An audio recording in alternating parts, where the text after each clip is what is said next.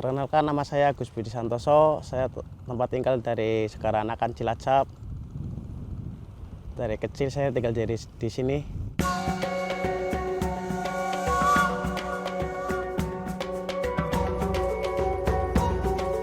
Nah, waktu kecil di sini lautan.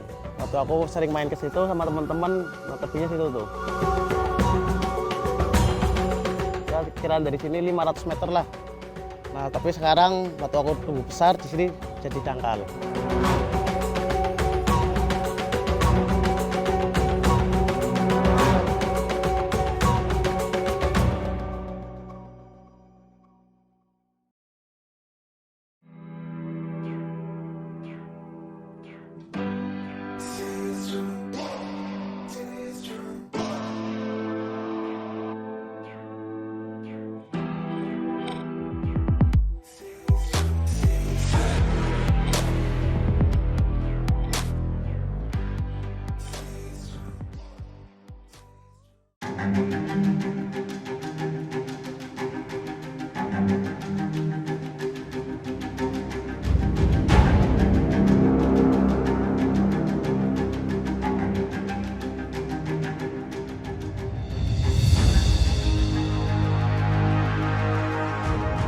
Kalau kita flashback beratus tahun mungkin ya, 1850, kita lihat bahwa kalau kita berdasarkan peta kuno dari sejak zaman Belanda itu kita lihat bahwa Laguna dalam arti ini adalah luas Laguna kita sebut luas adalah badan air.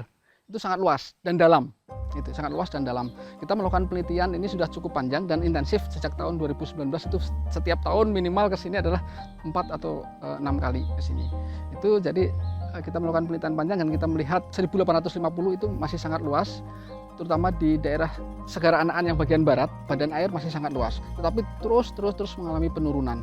Jadi badan air semakin terus menciut dan seterusnya. Dan ini kita melakukan kajian juga, jika kondisinya masih seperti ini, mungkin sekitar 20 tahun yang akan datang, kemungkinan Laguna ini akan dalam kutip hilang. Hilang artinya bukan hilang sama sekali, tetapi akan menjadi sungai-sungai kecil seperti kita lihat di sini.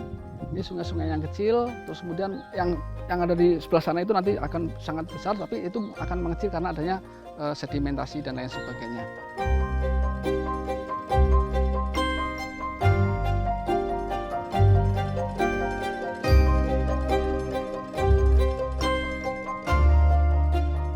Das Citanduy itu merupakan kumpulan dari beberapa sungai.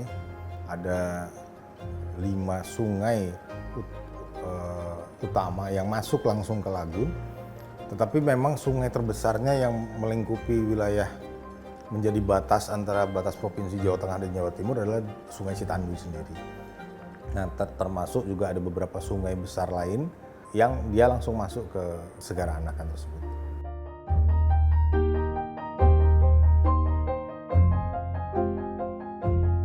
Sungai Citanduy ini adalah sungai besar yang dia bermuara ke selatan Jawa, dan Sungai Citanduy juga menjadi batas antara Jawa Barat dan Jawa Tengah.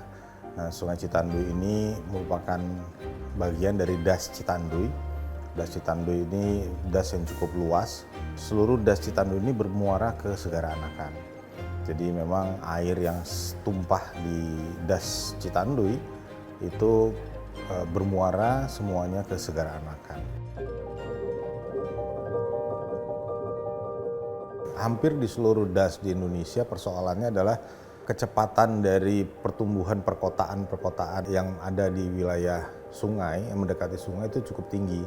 Termasuk juga di Das Citanduy. Das Citanduy ini kan melewati beberapa kota-kota besar, kategori besar ya untuk di Jawa Barat seperti Tasik, Banjar, Ciamis, kemudian juga ada beberapa kota-kota kecil lainnya yang melewati itu. Kemudian yang kedua, dari tingkat kerusakan lahan yang mengalami di Das Citanduy ini juga relatif cukup tinggi. Jadi otomatis deforestasinya itu juga kecepatannya cukup tinggi. Nah, ini mengakibatkan daerah tangkapan air itu yang tumpah ke dalam sungai, karena ujung dari das ini semuanya mengalirnya ke dalam badan sungai. Itu sedimentasinya tinggi. Sedimentasi ini berupa butiran tanah, kemudian kalau melewati perkotaan sampah masyarakat itu terbawa oleh air sehingga sampai ke Segara Anakan yang merupakan muara dari Das Citanduy.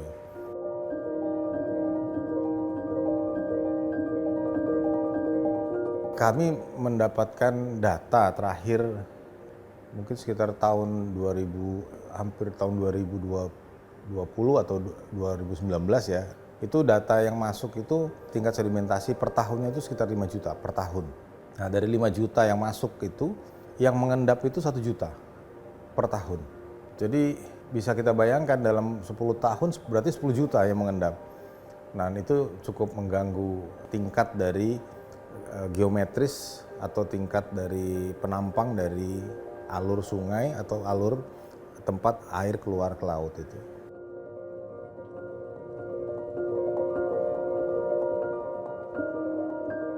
Dan ternyata kondisi perubahan lingkungan ini juga mempengaruhi perubahan kondisi masyarakat. Contohnya pada tahun 1950 kita baca dari 1850-an itu kita baca dari literatur, itu masyarakat di sini 95% adalah nelayan.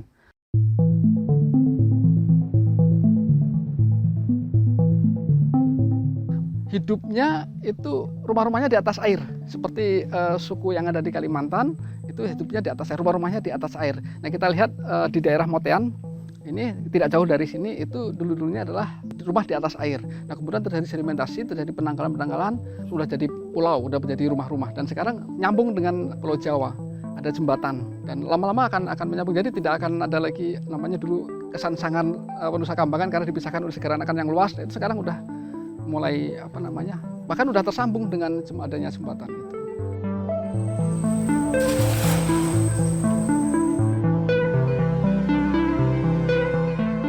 Waktu dulu saya kecil sama bapak itu mencari ikan gampang dan lahannya juga luas.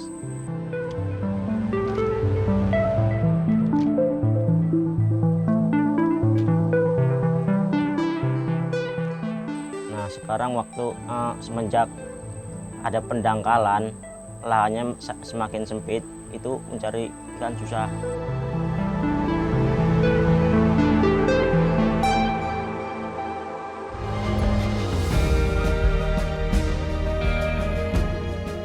Sejak tahun 1997, pemerintah Kabupaten Cilacap aktif melakukan upaya penyelamatan Segara Anakan, mulai dari hulu dan hilir Segara Anakan.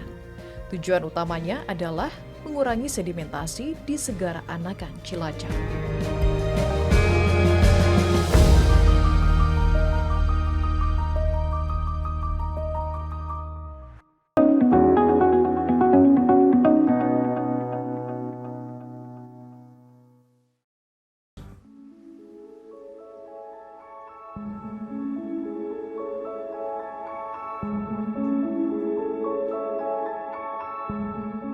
Kawasan Segara Anakan ini mempunyai nilai yang cukup penting, di mana yang pertama adalah terkait ekosistemnya yang harus dilindungi karena banyak hal-hal yang unik yang hanya ada di kawasan Segara Anakan sendiri. Dan yang kedua, di kawasan Segara Anakan itu terdapat laguna, di mana laguna ini mempunyai nilai penting karena menjadi pengendali dari banjir yang ada di wilayah-wilayah di luar Kecamatan Kampung Laut. Sehingga kita harus melakukan upaya bagaimana kita menyelamatkan kawasan Segara Anakan.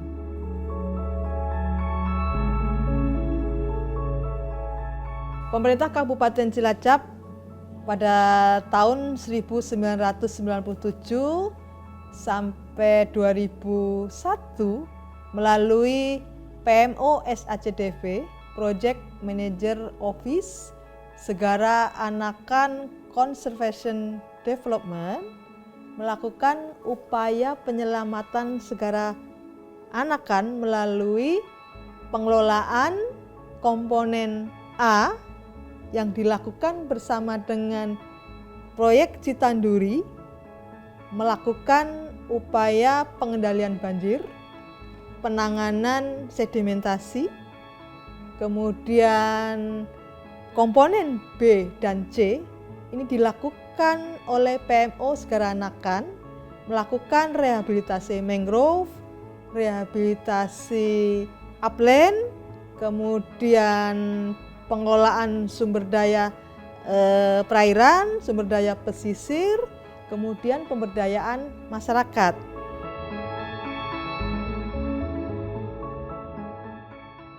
Dengan terbitnya Undang-Undang 23 tahun 2014 tentang pemerintahan daerah, sehingga saat ini Pemkab Cilacap harus melakukan sinergi dengan pemerintah Provinsi Jawa Tengah sendiri maupun pemerintah pusat dalam melakukan pengelolaan kawasan Segara Anakan. Tentunya berbeda dengan pada saat sebelumnya, sebelum diatur dengan Undang-Undang 23 tahun 2014 ini. Karena saat ini masalah kewenangan ini harus kita taati.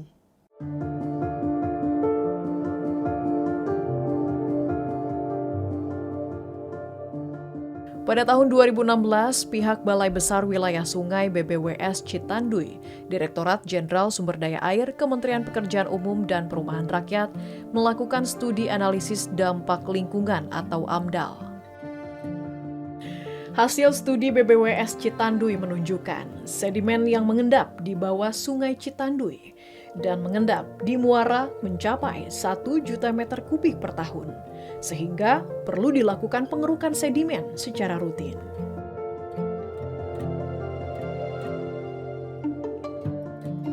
BBWS Sungai Citanduy mulai menyusun peta skema jalur untuk pengerukan sedimen muara Sungai Citanduy dan mulai melakukan pengerukan pada tahun 2017. Proses pengerukan sedimen pada tahun 2017 terrealisasi 45.000 meter kubik, tahun 2018 terrealisasi 74.695 meter kubik, dan pada tahun 2019 terrealisasi 79.435 meter kubik. Lumpur sedimen dibuang ke pinggir untuk pembuatan tanggul atau geoteks, sesuai hasil kesepakatan dengan masyarakat. Pengerukan kembali berlanjut pada tahun 2022. Di titik Sungai Cimeneng, volume sedimen yang dikeruk sebesar 383.953 meter kubik. Dan di titik Cikonde, volume sedimen yang dikeruk 152.143 meter kubik. Selain pengerukan, BBWS Citanduy juga melakukan beberapa upaya lain untuk mengurangi volume sedimentasi.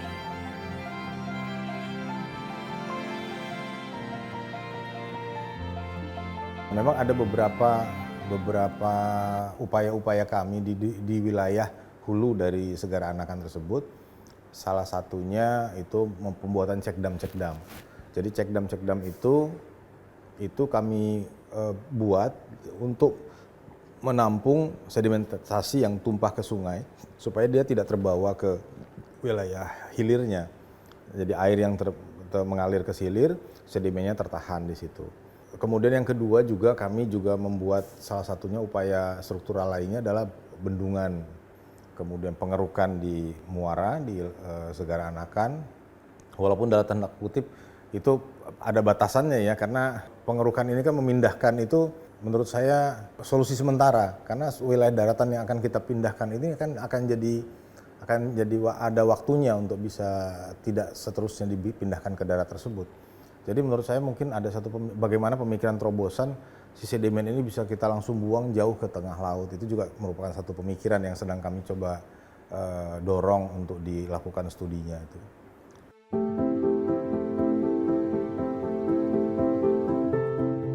Solusinya memang kita harus komprehensif ini. Jadi memang tidak hanya bicara Kementerian PUPR saja, tetapi juga mungkin dari interdepartemen yang lain, kementerian yang lain, seperti misalnya LHK, bagaimana LHK bisa membantu untuk mendorong perusakan wilayah tangkapan itu menjadi tidak terlalu masif, atau bahkan tidak ada, harapan kami seperti itu. Dan yang kedua adalah dari KKP. KKP kan juga bagian dari yang berinteraksi di wilayah lagun tersebut. Gitu. Nah yang ketiga kami dari Kementerian PUPR Dan tentu saja yang lebih juga berperan adalah dari pemerintah daerah. Karena walaupun Das Citanduy secara das itu menjadi tempat tupoksi kami bekerja, tetapi kan masyarakatnya adalah binaan dari pemerintah daerah. Nah itu juga sosialisasi kepada masyarakat.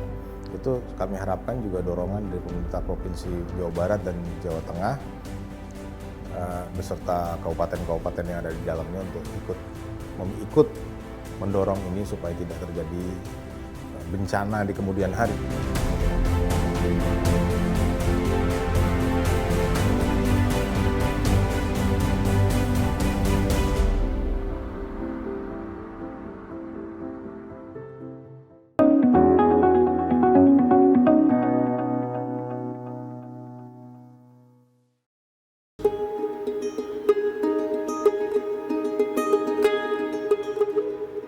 Kementerian Lingkungan Hidup dan Kehutanan turut mengambil peran dalam menyelamatkan Segara Anakan Cilacap dengan menargetkan penanaman mangrove sebagai langkah menahan laju sedimentasi. Ekosistem mangrove selain tadi memiliki fungsi ekonomi ya, tetapi juga memiliki fungsi lingkungan untuk penangkap sedimentasi. Jadi dari hasil penelitian yang mengukur tingkat sedimentasi pada ekosistem mangrove yang jarang, sedang, dan lebat itu memberikan perbandingan sebagai berikut. Jadi kalau di ekosistem yang lebat itu sedimentasi mencapai 4-5 gram per sentimeter persegi per hari. Sedangkan untuk yang di ekosistem mangrove yang jarang itu bisa 18-26 gram per sentimeter persegi per hari. Jadi fungsi mangrove ini yang memiliki kemampuan untuk menangkap sedimentasi.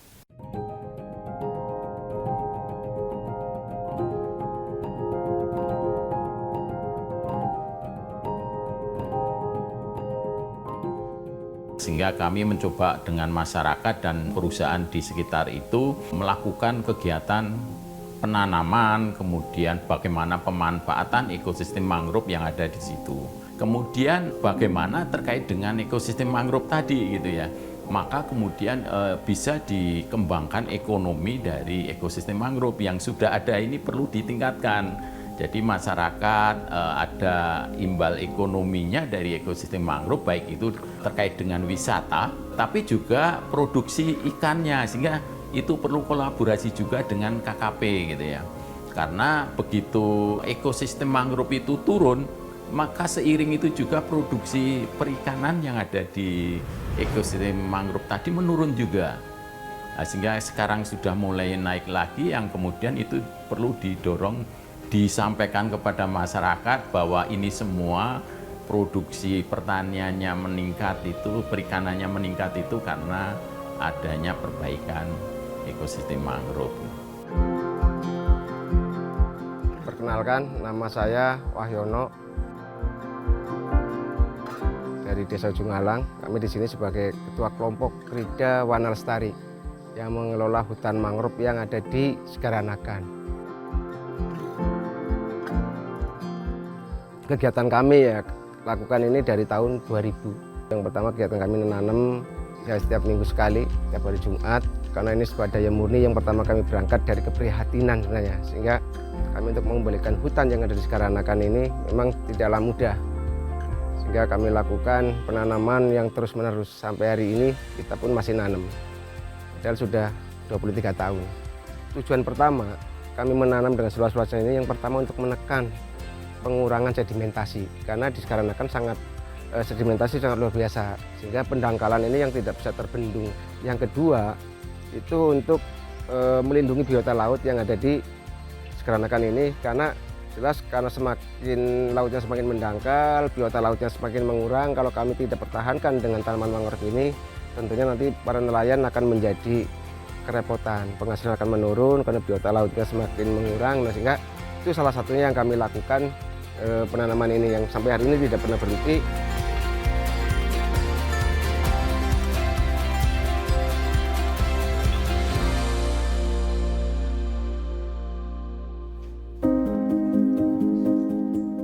Selain itu, pemerintah juga sedang merancang program kawasan strategis nasional Pancang Sanak, yakni pengelolaan tata ruang laut wilayah Pangandaran, Kalipucang, dan Segara Anakan Cilacap, dan segera ditetapkan sebagai peraturan Presiden Perpres pada tahun 2024. Kami juga ingin mendorong kawasan ini dikelola secara komprehensif. Jadi nanti kembali ke tadi ya yang KSN Pancang Sanak, kita akan dorong satu pengelolaan yang komprehensif sehingga permasalahannya itu tidak diselesaikannya sepotong-sepotong. Gitu. Karena apapun yang kita lakukan misalnya di Segara Anakan itu tidak bisa sustainable atau berkelanjutan kalau masalah di hulunya tidak bisa kita selesaikan dengan baik.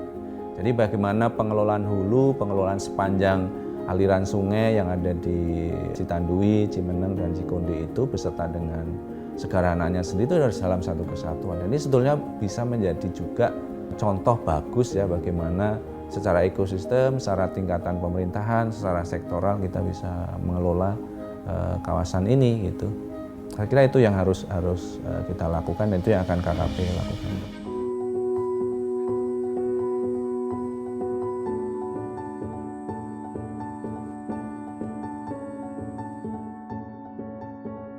Kalau di Segara Anakan sendiri, di Perda Kabupaten Cilacap itu sudah ada ya pelarangan penebangan dan pengenaan zona-zona begitu. Tetapi memang kalau kita lihat mungkin pelaksanaannya masih butuh penguatan begitu ya. Nah tentu sekali lagi kalau Perpres KSN-nya ini nanti sudah ditetapkan tentu akan memberi penguatan itu dan juga akan memberikan dorongan sinergi yang lebih baik antara pemerintah kabupaten, provinsi dan pemerintah pusat dalam hal ini. Kalau itu ada kegiatan spesifik ya dari kementerian saat ini, jadi kita bekerja sama dengan FAO melalui proyek yang namanya IFIS. Jadi semakin orang mendapatkan manfaat dari keberadaan sidat, semakin orang bisa mendapatkan manfaat dari keberadaan kepiting, kerang-kerangan dan lain sebagainya di situ. Karena adanya mangrove itu semua tetap ada, maka kita bisa memastikan atau mengupayakan dengan lebih baik dan efisien supaya penyelamatan Segara Anakan ini sekaligus menyelamatkan keanekaragaman hayatinya dan sekaligus menyelamatkan sosial ekonominya.